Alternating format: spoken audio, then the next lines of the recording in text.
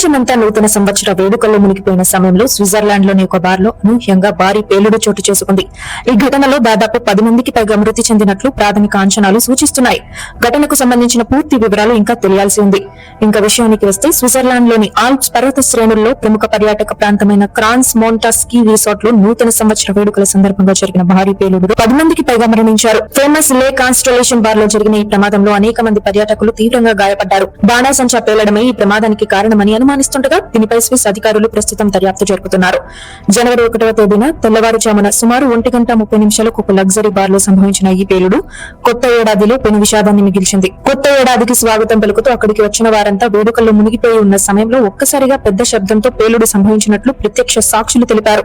వెంటనే చుట్టూ మంటలు అంటుకున్నాయని పేర్కొన్నారు. ఆ సమయంలో బార్ లో 100 మందికి పైగా ఉన్నట్లు తెలిపారు. ఈ ప్రమాదంలో కనీసం 10 మంది ఇప్పటి వరకు మరణించారని పోలీసులు ధృవీకరించారు. అయితే స్థానిక మీడియా కథనాలు వెల్లడిస్తున్న లెక్కల ప్రకారం మృతుల సంఖ్య 40 వరకు ఉండవచ్చని సమాచారం.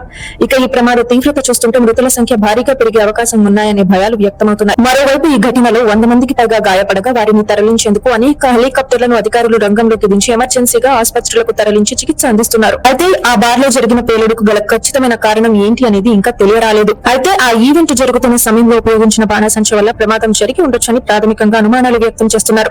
ఇది ఉగ్రవాద చర్య కాదని పోలీసులు ప్రాథమికంగా వెల్లడించారు.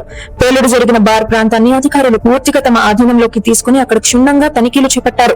క్రాన్స్ మౌంటా మీదుగా విమానాలు రాకపోకలపై నిషేధం విధించారు. బాధితుల బంధువుల కోసం ఒక హెల్ప్ లైన్ నెంబర్ ను ఏర్పాటు చేశారు.